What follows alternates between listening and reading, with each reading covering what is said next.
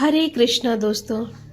बृहस्पति देव को बुद्धि और शिक्षा का कारक माना जाता है। गुरुवार को बृहस्पति देव की पूजा करने से धन, विद्या, मान सम्मान, प्रतिष्ठा और मनोवांछित फल की प्राप्ति होती है। धार्मिक ग्रंथों के अनुसार गुरुवार को भगवान बृहस्पति की पूजा का विधान है। गुरुवार के दिन व्रत और कथा सुनने से घर परिवार में सुख समृद्धि बनी रहती है। तो आइए जानते हैं आज गुरुवार व्रत कथा के बारे में। प्राचीन समय की बात है। भारत में एक राजा राज्य करता था। वह बड़ा प्रतापी तथा दानी था। वह नित्य प्रति मंदिर में भगवत दर्शन करने जाता था। वह ब्राह्मण और गुरु की सेवा किया करता था। उसके द्वार से कोई भी याचक निराश होकर नहीं लौटता था। वह प्रत्येक गुरुवार को व्रत रखता एवं पूजन करता था। हर दिन गरीबों की सहायता करता था। परंतु यह सब बातें उसकी रानी को अच्छी नहीं लगती थी। वह न व्रत करती, न किसी को भी एक पैसा दान में देती थी। वह राजा से भी ऐसा करने को मना किया करती थी। एक समय की बात है कि राजा शिकार खेलने वन को चले गए। घर पर रानी और दासी थी।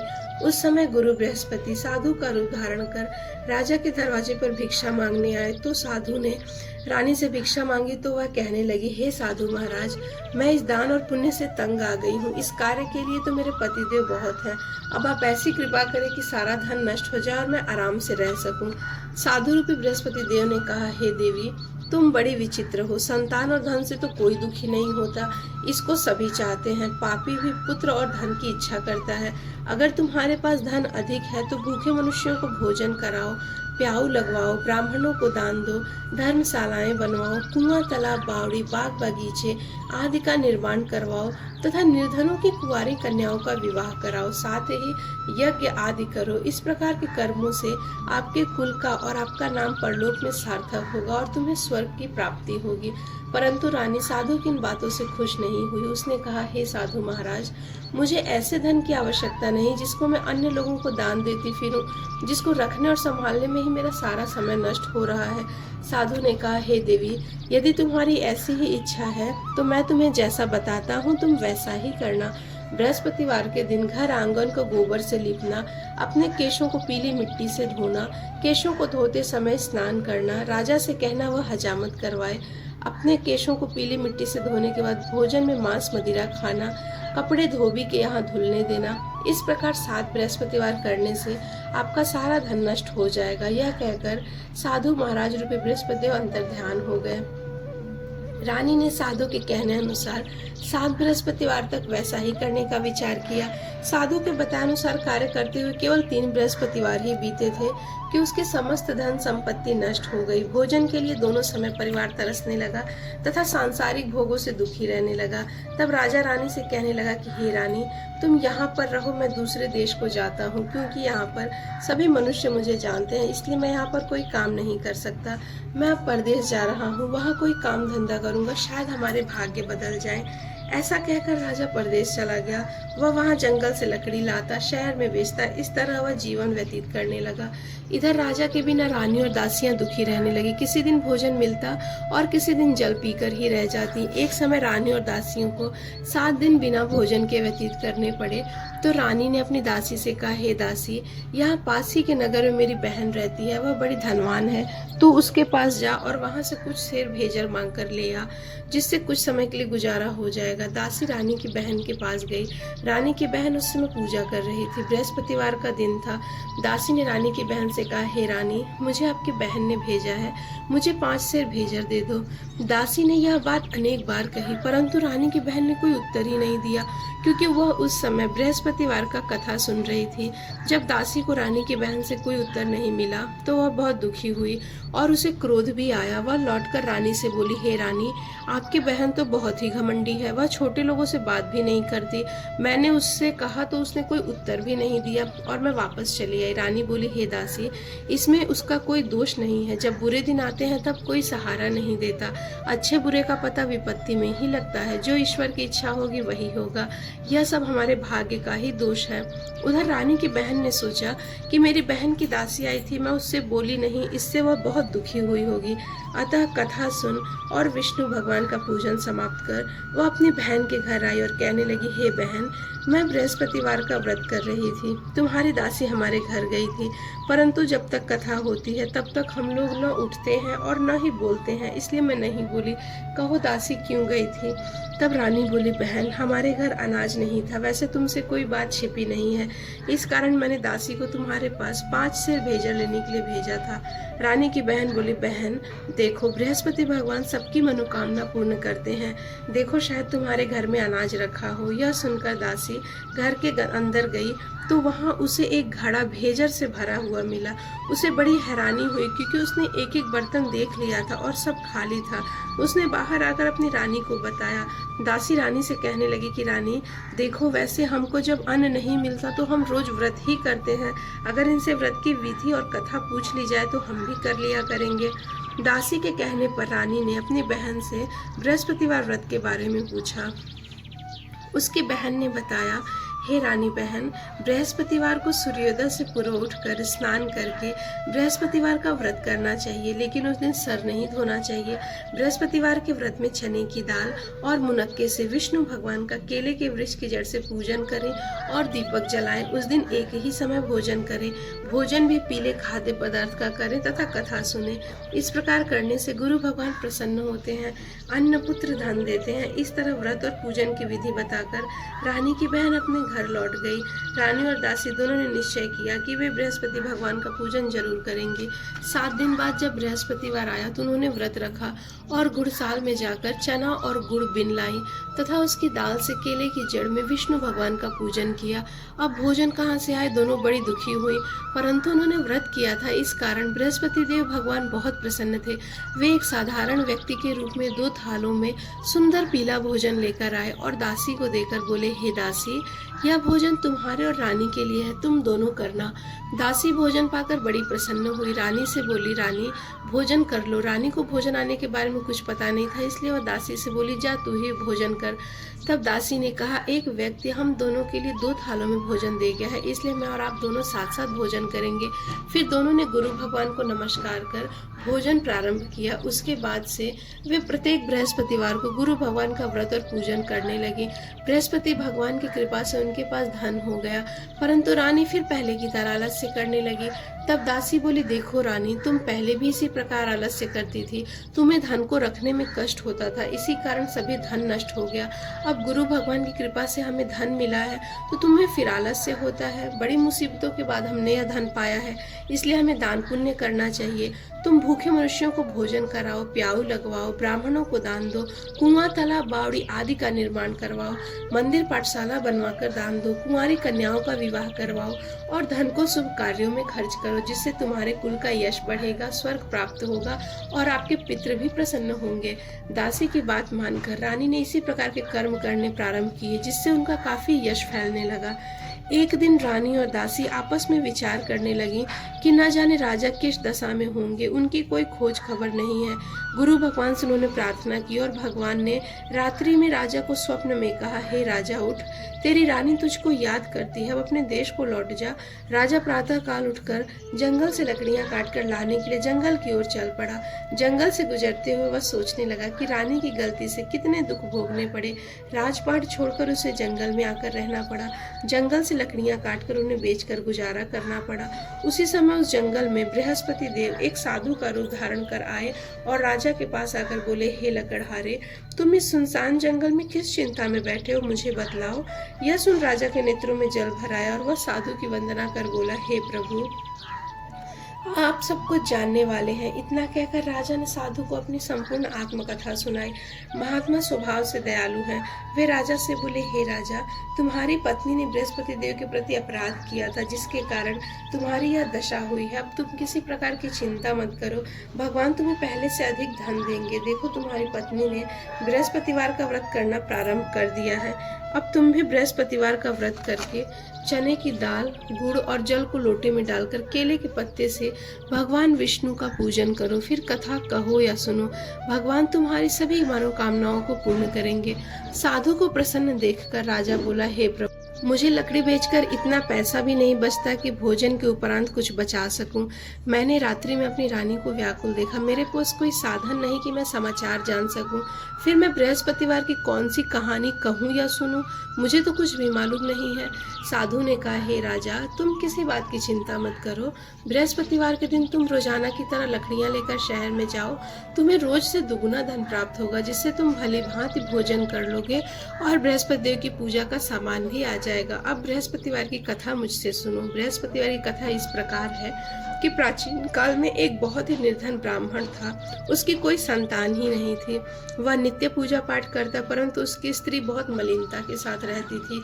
वह न स्नान करती, न किसी देवता का पूजन करती। प्रातः काल उठते ही सर्वप्रथम भोजन करती, बाद में कोई अन्य कार्य करती। ब्राह्मण देवता भी बहुत दुखी रहते, पत्नी को बहुत समझाते, किंतु उसका कोई परिणाम न निकलता। भगवान की अनुकंपा से एक समय उस ब्राह्मण की पत्नी गर्भवती हुई और 10वें महीने एक सुंदर कन्या को जन्म दिया। निर्धन ब्राह्मण कन्या के जन्म से तो बहुत दुखी हुआ। फिर धीरे धीरे ब्राह्मण की कन्या भी बड़ी होने लगी। बचपन से ही उस कन्या की रुचि भगवान विष्णु की पूजा में ही थी। वह प्रातः उठते ही स्नान आदि करके भगवान विष्णु की पूजा करने मंदिर में जाती थी। बृहस्पतिवार को व्रत करके विधिवत पूजा पाठ करती थी।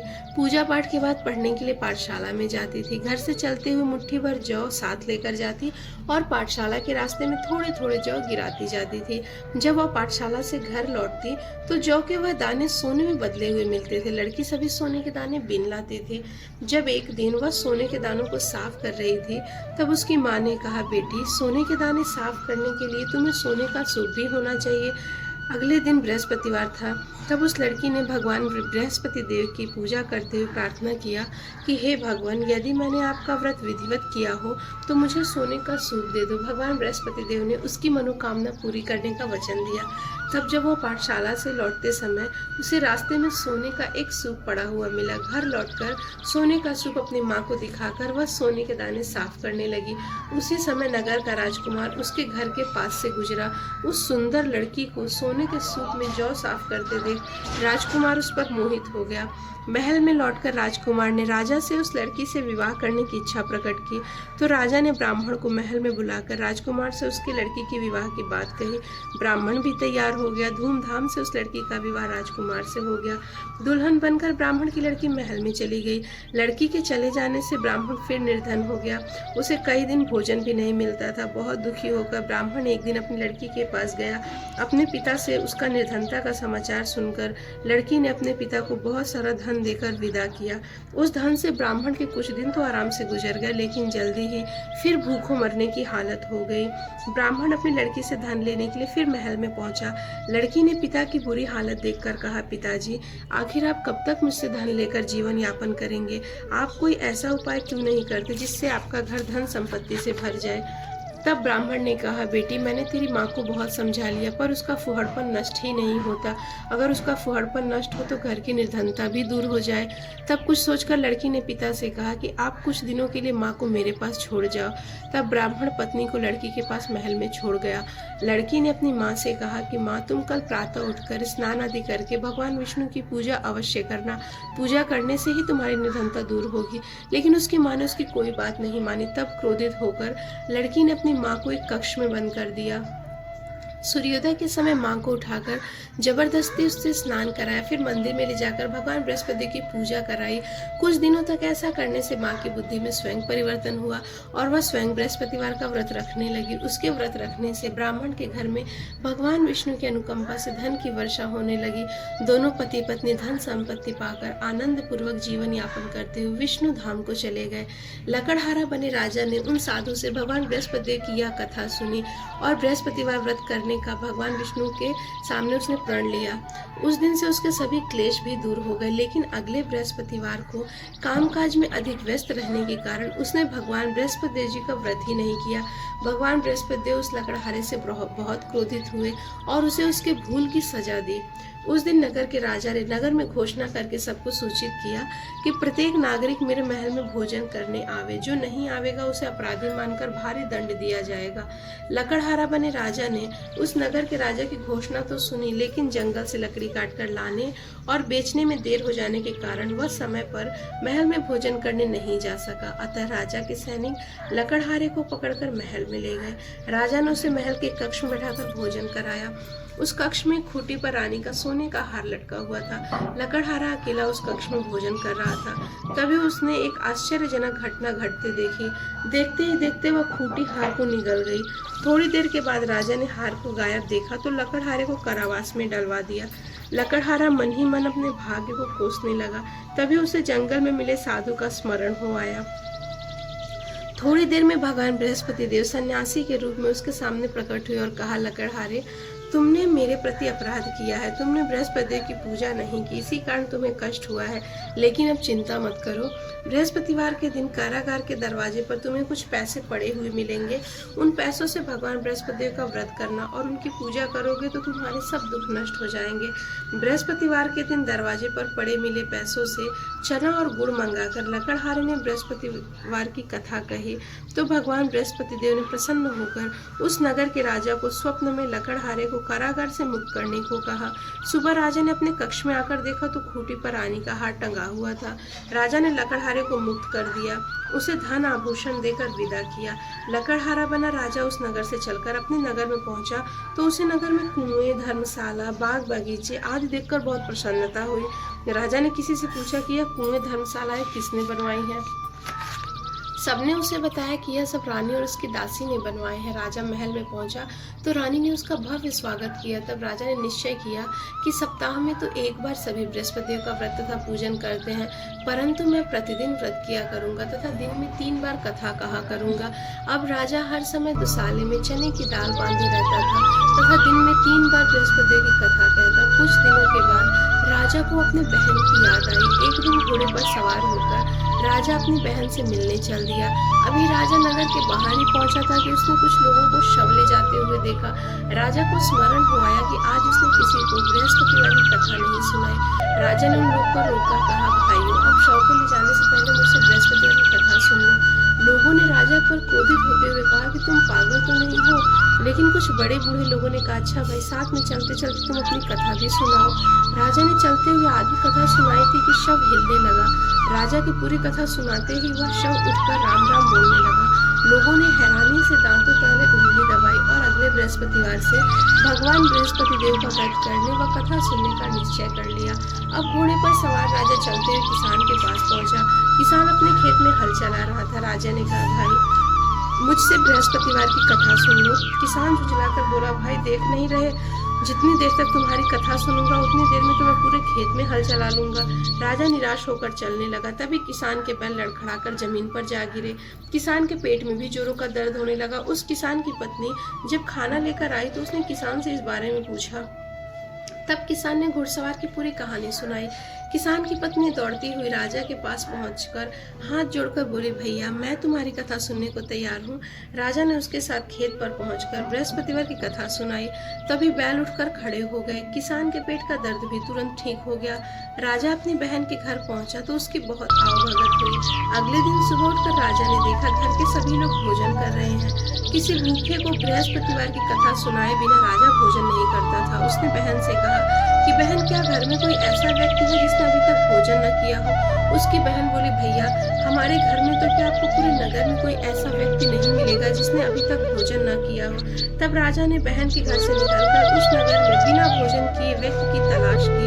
एक गड़ेड़िए के घर में उसका बेटा बीमार होने के कारण भूखा रह गया था।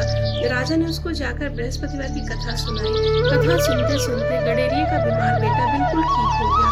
सबने राजा की बहुत प्रशंसा की। एक दिन राजा ने अपनी बहन से कहा कि बहन, अब हम अपने घर जाना चाहते हैं, तुम भी हमारे साथ चलो, कुछ दिन वहां रहकर लौट आना। राजा की बहन ने अपनी सास से पूछा तो सास ने ताना देते हुए कहा कि बहू, अगर मायके जाना है तो अकेली जाना, मेरे पोतों को मत लेके जाना। तुम्हारे भाई की कोई संतान नहीं है, कहीं तुम्हारी भाभी मेरे पोतों पर कोई जादू टोना न कर दे। दूसरे कक्ष में बहन की सास की बातें सुनकर राजा दुखी मन से अकेला नगर अपने लौट आया। रानी ने राजा को कहा कि आप तो अपनी बहन को साथ लाने की बात कहकर गए थे, फिर बहन को क्यों नहीं लाए। तब राजा ने दुखी होते हुए कहा, रानी, हम निसंतान है, इसलिए कोई कोई हमारे घर आना पसंद नहीं करता। रानी ने राजा को समझाया कि प्राणनाथ, हमें बृहस्पति देव ने सब कुछ दिया है, अब भगवान बृहस्पति देव हमें संतान भी अवश्य देंगे।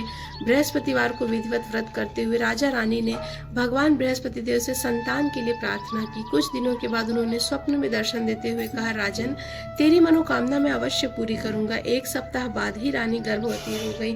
10वें महीने रानी ने एक सुंदर पुत्र को जन्म दिया।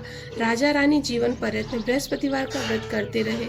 उनके घर में धन की वर्षा होती रही। इस तरह आनंद पूर्वक जीवन यापन करते हुए राजा रानी भगवान बृहस्पति देव की अनुकंपा से मोक्ष को प्राप्त करके सीधे बैकुंठ धाम पहुंच गए। बृहस्पतिवार को विधिवत व्रत करके जो स्त्री पुरुष भगवान विष्णु की पूजा करते हैं, भगवान उनकी सभी मनोकामनाएं पूर्ण करते हैं।